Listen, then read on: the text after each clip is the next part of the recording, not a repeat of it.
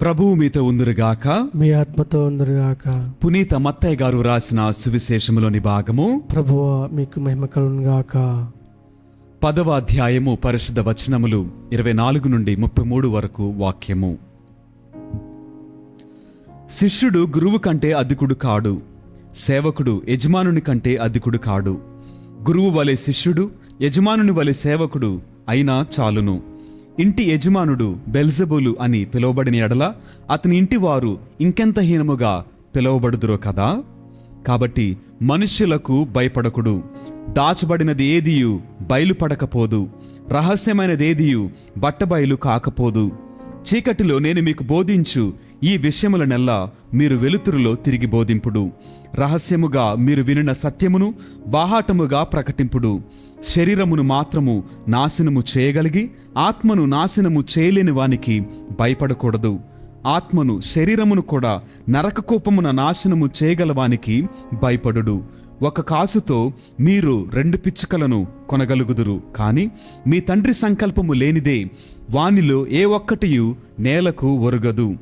ఇక మీ విషయమున మీ తల వెంట్రుకలన్నీయు లెక్కింపబడియే ఉన్నవి, కావున భయపడకుడు. పిచ్చుకల కంటే మీ విలువ మిక్కిలి హెచ్చు కదా.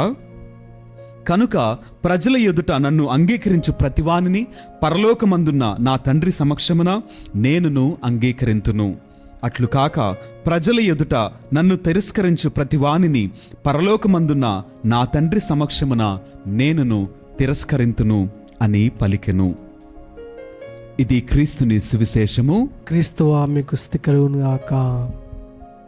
Praise the Lord, praise the Lord, praise the Lord, praise the Lord, praise the Lord, praise the Lord. Hallelujah, hallelujah, hallelujah, hallelujah, hallelujah. హల్లెలూయా.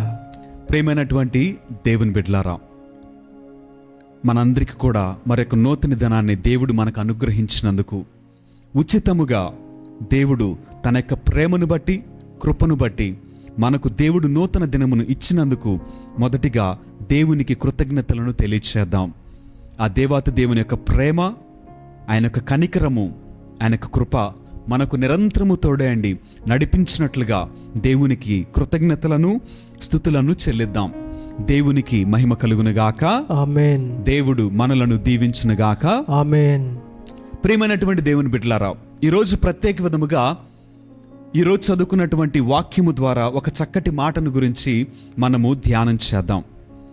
చదువుకున్నటువంటి సువిశేష పట్టణంలో యేసుక్రీస్తు వారు శిష్యులతో చెప్పినటువంటి ఒక చక్కటి మాట, దాచబడినది ఏదియు బయలుపడకపోదు, రహస్యమైనది ఏదియు బట్టబయలు కాకపోదు అని ఒక చక్కటి మాటను యేసుక్రీస్తు వారు తన శిష్యులతోటి మాట్లాడుతున్నారు. ఇదే మాటను గురించి మనము కొంతసేపు ధ్యానం చేద్దాం. దాచబడినది ఏదియు బయలుపడకపోదు, రహస్యమైనది ఏదియు బట్టబయలు కాకపోదు అని యేసుక్రీస్తు వారు చాలా స్పష్టంగా నీతో ఈరోజు వాక్యము ద్వారా మాట్లాడుతూ ఉన్నారు. ఈ మధ్య కాలంలో మనము తరచుగా వినేటువంటి ఒక మాట, ప్రత్యేకించి యవ్వనస్తులు చెప్పేటువంటి మాట, ప్రైవసీ అని చాలాసార్లు యవ్వనస్తులు చెప్పేటువంటి ఈ మాటను గురించి ఆలోచించేద్దాం. ప్రైవసీ అంటే ఏంటి? వాళ్ళు ఏమంటున్నారంటే వ్యక్తిగతము, అది నాకు సంబంధించింది, నా స్వేచ్ఛకు సంబంధించింది, అది మరొకరికి తెలియకుండా ఉండాలనేటువంటి ఆలోచనతోటి చెప్పే మాట ప్రైవసీ. ఇది నా వ్యక్తిగతమని అనేక విషయాలని దాచిపెడుతూ రహస్య జీవితాన్ని జీవిస్తూ అనేక మంది యవనస్తులు ఈ కాలంలో మనకు కనిపిస్తూనే ఉంటారు. చిన్న ఉదాహరణ తీసుకుందామండి. ఈ కాలంలో అనేక మంది దగ్గర 100కి 100% ప్రతి ఒక్కరి దగ్గర సెల్ ఫోన్స్ ఉన్నాయి. ఉన్నాయా లేవా? అందరి దగ్గర ఉన్నాయి. ఏ సెల్ ఫోన్కైనా సరే పాస్వర్డ్ లేకుండా ఎవరైనా ఫోన్ ఉపయోగిస్తున్నారా? ప్రతి ఒక్క ఫోన్కి పాస్వర్డ్ ఉంది. అసలు పాస్వర్డ్ ఎందుకు ఇచ్చాడు అనంటే ఆ ఫోన్ ఆ వ్యక్తికి సంబంధించిందని, ఆ ఫోన్లో ఉన్నటువంటి ఏ సమాచారమైనా సరే తన వ్యక్తిగతమని, తనకు మాత్రమే చెందినదని పాస్వర్డ్ పెట్టుకుంటున్నారు. ఇంకా ప్రత్యేకించి మాట్లాడుకుంటే ప్రతి ఫోన్లో ఎన్నో యాప్స్ ఉన్నాయి, అవునా? ఎన్నో యాప్స్ ఉన్నాయి. కొంతమంది ఫోన్లో అయితే కనీసం ఒక 20, 30-50 యాప్స్ కూడా ఉంటాయి. ప్రత్యేకించి ప్రతి యాప్ కూడా ఒక్కొక్క పాస్వర్డ్ ఉంది, పెట్టేసుకున్నారు. అయితే పాస్వర్డ్స్ మర్చిపోతున్నారని గూగుల్ వాళ్ళు ఒక కొత్త అప్లికేషన్ తీసుకొచ్చారు, గూగుల్ పాస్వర్డ్ రిమెంబరెన్స్. నువ్వు గూగుల్లో సేవ్ చేసుకుంటే ఆ పాస్వర్డ్ని నువ్వు గుర్తు చేసుకోవాల్సిన అవసరం లేదు, గూగులే నీకు హెల్ప్ చేస్తుంది. ఎందుకని? ఒక మనిషి తన వ్యక్తిగత జీవితాన్ని దాచిపెట్టుకోవడం కోసం అనేక పాస్వర్డ్స్ని సృష్టించుకున్నాడు, క్రియేట్ చేసుకున్నాడు. ప్రతి యాప్కి ఒక పాస్వర్డ్ ఉంటుంది. ఈ పాస్వర్డ్ రోజుకొకటి అవుతుంది ఈ మధ్య. ఎందుకని?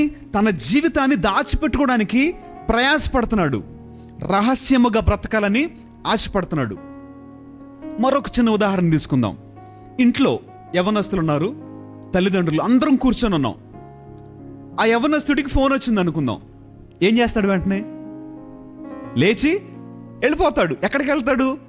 ఎవరు లేనటువంటి స్థలానికి వెళ్తాడు. ఎవరు చూడట్లేదు అని అనుకున్న స్థలంలో చాలా ప్రశాంతంగా మాట్లాడతాడు. ఎందుకని? అందరూ ఉన్నప్పుడు ఫోన్ మాట్లాడలేకపోతున్నాడు. అమ్మా నాన్న వింటారేమోనని, కుటుంబ సభ్యులు వింటారేమోనని, వింటే తన గురించి వాళ్ళకి ఎక్కడ తెలిసిపోద్దని భయం. అందుకనే ఫోన్ వచ్చిన వెంటనే తీసుకుని పరిగెత్తుతున్నాడు. ఎక్కడికి? ఒంటరిగా ఉన్నటువంటి స్థలానికి, చీకటి ఉన్న స్థలానికి, ఎవరు లేరు అని తనకు అనిపించినప్పుడు సమయంలోనే తనేం చేస్తున్నాడు? ఫోన్ మాట్లాడుతున్నాడు. ఒక్కరోజైనా సరే నువ్వు ధైర్యం చేయగలవా? నీ ఫోన్ని నీ తల్లిదండ్రుల ముందు మాట్లాడగలవా? నీ భర్త ముందు మాట్లాడగలవా? నీ భార్య ముందు ఫోన్ మాట్లాడగలవా? ఫోన్ పాస్వర్డ్ లేకుండా నీ ఫోన్ నీ ఇంట్లో అట్లా పెట్టగలవా? ఒక చిన్న ఛాలెంజ్ ఈరోజు మన అందరికీ. నిజంగా నీ జీవితంలో రహస్యం అనేటువంటిది ఏది లేదు అని నువ్వు అనుకుంటే ఒక చిన్న ఎగ్జాంపుల్ చేయి. ఈరోజు సవాల్ తీసుకో, ఛాలెంజ్ తీసుకో. నీ ఫోన్కున్న పాస్వర్డ్స్ అన్నీ తీసేసేయి. ఫోన్ వస్తే అమ్మ నాన్న ముందు మాట్లాడు, నీ భర్త ముందు మాట్లాడు, నీ భార్య ముందు మాట్లాడు.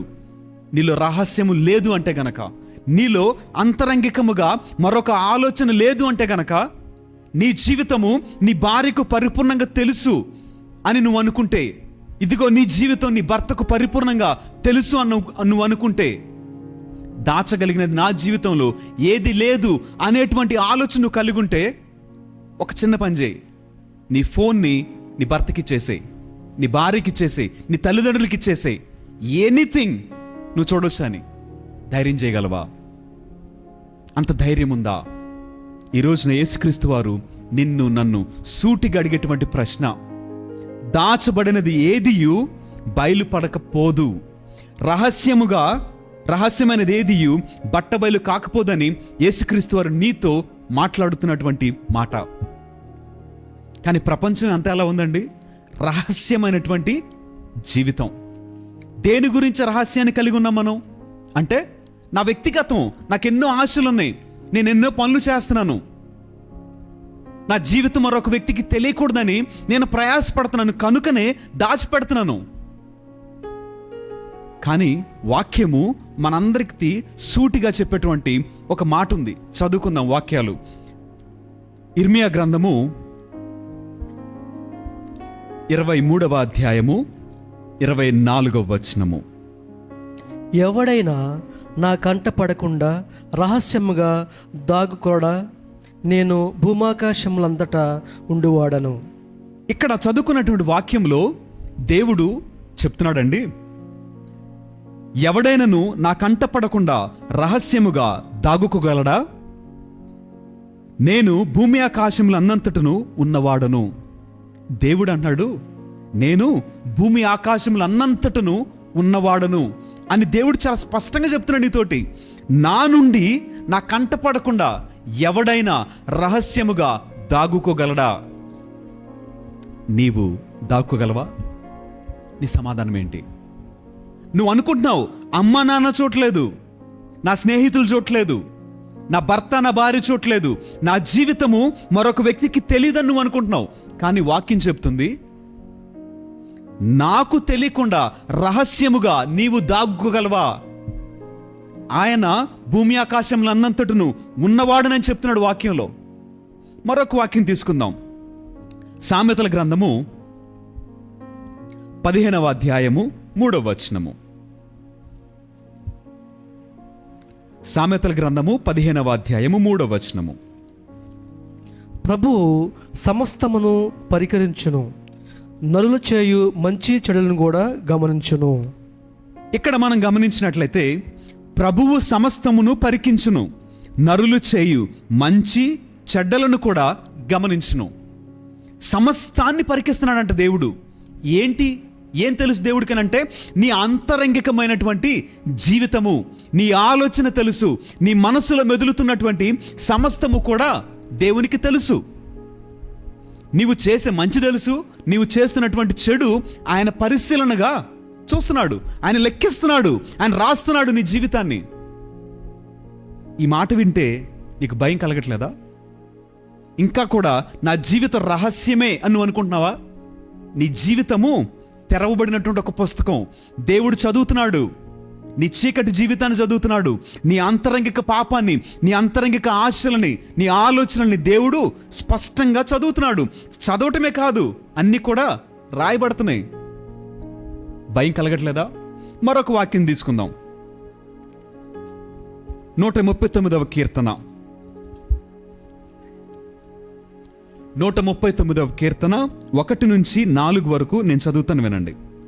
ప్రభు, నీవు నన్ను పరిశీలించి తెలుసుకొని ఉన్నావు. నేను కూర్చుండుటయు లేచుటయు నీకు తెలియను. నీవు దూరం నుండియే నా ఆలోచనలను గుర్తుపట్టుదువు. నేను నడుచుచునను పరుండియునను నీవు గమనింతువు. నా కార్యములెల్లా నీకు తెలియు. నా నోట మాట రాకమునిపే నేనేమి చెప్పుదునో నీవు ఎరుగుదువు అని స్పష్టంగా కీర్తనాకారుడు చెప్తున్నాడు. అంటే నువ్వు కూర్చోవటం తెలుసంట, నువ్వు పరుండటం తెలుసంట, నువ్వు చేసే ప్రతి పని కూడా దేవుడికి తెలుసు అంటున్నాడు. ఇంకా స్పష్టంగా ఏమంటున్నాడు? నా నోట మాట రాకమునిపే నేనేమి చెప్పుదునో నీవు ఎరుగుదువు. అంటే నీ జీవితంలో నువ్వేం చేస్తున్నావు, ఎక్కడికి వెళ్తున్నావు, ఎలా ఉంటున్నావు, నీ ఆలోచన ఎలా ఉంది, నీ తలంపులు ఎలా ఉన్నాయి, నీ ఆశలేంటి, నీ బలహీనతలేంటి, సమస్తము కూడా దేవునికి స్పష్టంగా తెలిసి ఉన్నది. మరి ఇంత తెలిసిన తర్వాత కూడా ఇంకా రహస్యం అనేటువంటిది ఉన్నది అని నువ్వు అనుకుంటున్నావా? దేవుడు చూడట్లేదని నువ్వు అనుకుంటున్నావా? మనకందరికీ తెలుసు దేవుడు ఎక్కడున్నాడు అంటే దేవుడు సమస్తమందంతటూ ఉన్నాడు అంటున్నాము. ఉన్నటువంటి దేవుడు సజీవుడా కాదా? దేవుడు ఉన్నాడు అని అంటే సజీవుడా కాదా? సజీవుడే. అంటే జీవము కలిగినటువంటి దేవుడు ఉన్నాడు అని అంటే ఆయన మాట్లాడతాడా లేదా? ఆయన మాట్లాడతాడు. ఆయన చూస్తాడా లేదా? ఆయన చూస్తాడు. ఆయన వింటాడా లేదా? ఆయన వింటాడు. ఉదాహరణకి ఇప్పుడు నా పక్షమున దేవుడు ఉన్నాడా లేడంటే ఏం చెప్తావు? ఉన్నాడని అంటావు. నీతో ఉన్నాడా లేడంటే ఉన్నాడు అని అంటావు. ఉన్నటువంటి దేవుడు సజీవుడు. సజీవుడైనటువంటి దేవుడు నీ పక్షాన ఉన్నాడు, నీ పక్కన ఉన్నాడు. నువ్వు చేసేటువంటి ప్రతి పనిని చూస్తాడు. నీవు మాట్లాడే ప్రతి మాటను వింటాడు. నువ్వు ఎక్కడికి వెళ్తున్నావు ఆయన నీతో పాటు నడుస్తున్నాడు. అంటే అమ్మ నాన్న చూడకపోతే ఎవరు చూడలేదని అర్థమా? నీ భర్త చూడట్లేదంటే ఎవరు చూడట్లేదని అర్థమా? నీ భార్య చూడలేదంటే ఎవరికి తెలియదని అర్థమా? మనకున్నటువంటి అవివేకం ఇది. ఎవరు నా పక్కన లేరు కాబట్టి నేను ఏదైనా చేయొచ్చు అని నువ్వు అనుకుంటే అవివేకము. ఇది నీ అజ్ఞానము. వాక్యము ద్వారా దేవుడు చెప్తున్నాడు, నేను ఎక్కడికి వెళ్తున్నాను, నేనేం చేస్తున్నాను, ఎలా ఉంటున్నాను, ఎటువంటి పరిస్థితులు ఉంటున్నాను, ఎటువంటి పనులు చేస్తున్నాను, అన్నిటిని కూడా దేవుడు స్పష్టంగా చూస్తున్నాడు. నువ్వు మాట్లాడే ప్రతి మాట ఆయన వింటున్నాడు. వాక్యం మనం చదువుకున్నాం, మంచిని చెడును ఆయన గుర్తిస్తున్నాడంట. నీ నోట్లో నుంచి ఒక మంచి వచ్చినప్పుడు ఆయన చాలా సంతోషపడుతున్నాడు. అదే నీ నోట్లో నుంచి ఒక శాపం వస్తే, అనకూడనటువంటి మాట వస్తే ఆయన బాధపడలేదా? ఎప్పుడైనా గుర్తించావా? నా క్రియల వలన నా పక్షమునున్నటువంటి సజీవుడైనటువంటి దేవుడు బాధపడుతున్నాడని, ఆయన మనస్సు నొచ్చుకుంటుందని ఒకరోజు నన్ను ఆలోచన చేసావా? ఆయన ఎంత దుఃఖపడుతున్నాడో గమనించావా? ఆయన నిన్ను రక్షించుకున్నాడు కదా, ఆయన నీ కొరకు రక్తాన్ని చిందించాడు కదా, నీ కొరకు మరణించాడు కదా, నన్ను రక్షించట కొరకు ఆయన బలియాగంగా అర్పించాడు కదా. అయినప్పటికీ నా జీవితం ఆయనకి ఎంత భారంగా ఉంది, ఆయనకి ఎంత బాధను మిగులుస్తుంది. ఆలోచించేసావా ఎప్పుడైనా? మనము మరొకసారి గమనించినట్లయితే రహస్యముగా చేయవలసినటువంటి కార్యాలు కూడా కొన్ని బైబిల్ గ్రంథంలో యేసుక్రీస్తు వారు మనకి చెప్పారు. రహస్యముగా చేయకూడనివేంటి, రహస్యముగా చేసేటువంటివేవి? రహస్యముగా నీవు పాపం చేస్తే దానికి ప్రతిఫలం ఏంటి? మరణం. దానికి ప్రతిఫలం శిక్ష. దానికి ప్రతిఫలం విడవబడతావు. రహస్యముగా పాపం చేస్తే, రహస్యముగా లోకపరమైనటువంటి చీకటి కార్యం చేస్తే దానికి పర్యవసానము శాపం, దానికి పర్యవసానము శిక్ష, మరణము, దేవునికి దూరమైనటువంటి పరిస్థితి.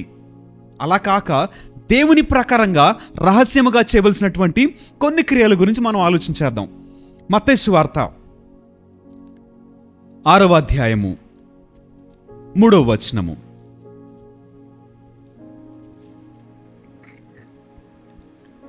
మత్తయి సువార్త 6వ అధ్యాయం 3వ వచనము. నీవు దానము చేయనప్పుడు నీ కుడి చేయి చేయునది నీ ఎడమ చేతికి తెలియకుండునట్లు రహస్యముగా చేయుము. ఏమంటున్నాడు ఇక్కడ వాక్యంలో? నువ్వు చేసేటువంటి సహాయము, దానము రహస్యంగా ఉండాలంట. ఎంత రహస్యం అండి? కుడి చేతితో చేసేటువంటి దానము ఎడం చేతికి తెలియకూడదంట. అంటే కుడి చేతికి ఎడం చేతికి ఎంత దూరం అండి? ఎంత దూరం ఉందండి? మహా అయితే కొన్ని సెంటీమీటర్స్, అంతే కదా. రెండు చేతులు ఒకటిగానే ఉంటాయి, ఎప్పుడు ఒకటిగానే ఉంటాయి మనకి. అంటే ఈ చేతితో చేసేటువంటి దానము మరొక చేతికి తెలియకుండా అంత రహస్యముగా చేయాలంటున్నాడు. చేస్తే ఏమవుతుంది? అట్లయినా రహస్య కార్యములలో గుర్తించి నీ పిత నీకు తగిన బహుమానమును వసగును. దేవుడు చెప్తున్నాడు, నీవు చేసేటువంటి దానము రహస్యముగా ఉండాలి. రహస్యముగా ఉంటే రహస్య కార్యములు గుర్తించేటువంటి నీ తండ్రి నీకు తగిన బహుమతిని ఇస్తానంటున్నాడు వాక్యం ద్వారా. మరొక రహస్య కార్యం గురించి ఆలోచించేద్దాం. మత్తయి సువార్త 6వ అధ్యాయము 6వ వచనము. ప్రార్థన చేయనప్పుడు నీవు గదిలో ప్రవేశించి తలుపులు మూసుకొని అదృశ్యుడై ఉన్న నీ తండ్రిని ప్రార్థింపుము. అట్లయినా రహస్య కార్యములనెల్లా గుర్తించు, నీ పిత నీకు తగిన బహుమానమును వసగును. రెండవ రహస్య కార్యము ప్రార్థన. నువ్వు ప్రార్థన చేసేటప్పుడు ఎలా ఉండాలంటున్నాడు? రహస్యముగా చేయాలంట. రహస్యముగా చేసినటువంటి ప్రార్థన ఆలకింపబడింది. ఆలకింపబడి దానికి కావలసినటువంటి బహుమానము నీకు ఇవ్వబడిద్ది. నీ ప్రార్థన అంగీకరింపబడి బహుమానము నీ కొరకు ఎదురు చూస్తూ ఉంది. ప్రార్థన రహస్యముగా చేయాలి, తలుపులు మూసుకొని చేయాలి. ఎవరు లేనటువంటి పరిస్థితిలో నువ్వు ప్రార్థన చేయి. మూడవది, అదే అధ్యాయంలో 16వ వచనం చదువుకుందాం. మీరు ఉపవాసము చేయనప్పుడు కపట వేషధారుల వలె విచారవదనములతో నుండకుడు. వారు తమ ఉపవాసము పదుగుర కంటపడుటకై విచారవదనములతో ఉందురు. వారికి తగిన ప్రతిఫలము లభించునని మీతో ఒక్కాణించున్నాను. ఉపవాసము చేయనప్పుడు నీవు తలకు నూనె రాసుకొని ముఖము కడుగుకొనుము. అందువలన అదృశ్యుడైన నీ తండ్రియే కాని మరి ఎవ్వరును నీవు ఉపవాసము చేయుచున్నావని గుర్తింపరు. అట్లయినా రహస్య కార్యములనెల్లా గుర్తించు నీ తండ్రి నీకు తగిన బహుమానమును వసగును అని యేసుక్రీస్తు వారు మనందరితో కూడా చాలా స్పష్టంగా తెలియచేసినటువంటి వాక్యం. రహస్యముగా ప్రార్థన చేయాలి, రహస్యముగా దానం చేయాలి, రహస్యముగా ఉపవాసము చేయాలి. ప్రియమైనటువంటి దేవుని బిడ్డలారా, నీవు రహస్యంగా ఏం చేస్తున్నావు? రహస్యముగా పాపం చేస్తున్నావా? నీ కొరకు శిక్ష ఎదురుచూస్తుంది, నీ కొరకు మరణము పొంచి ఉంది. నీవు రహస్యముగా దేవుడు చెప్పినట్లుగా దానం చేస్తున్నావా? సహాయం చేస్తున్నావా? ఆదుకుంటున్నావా? ప్రార్థన చేస్తున్నావా? ఉపవాసం చేస్తున్నావా? నీ కొరకు బహుమానము ఎదురుచూస్తూ ఉంది. ఒకసారి ఆత్మపరిశీలన చేసుకుందాం. నా కార్యములు రహస్య పాపములా లేక రహస్యముగా ప్రార్థన, దానమా, ఉపవాసమా? దేవుని మెప్పించేటువంటి రహస్య కార్యములను కలిగి ఉన్నానా లేక ఇంకను లోక సంబంధమైనటువంటి పాపపు జీవితమును రహస్యముగా జీవించున్నానా? ఆలోచించేద్దాం. ఆలోచించేసి ప్రభు సన్నిధిలో మనము క్షమాపణ వేడుకుందాం. ఇక నుండి దేవా నా జీవితమును మార్చుకుంటానని, ఇక నుండి రహస్యముగా ప్రార్థన చేయటందు, ఉపవసించటందు, నిన్ను అనుసరించటందు నేను ఆశ కలిగి నిన్ను సంతోషపెట్టే జీవితము జీవిస్తానని దేవునికి మాటిద్దాం. దేవుడు మనలను దీవించును గాక. ఆమేన్. ఆమేన్.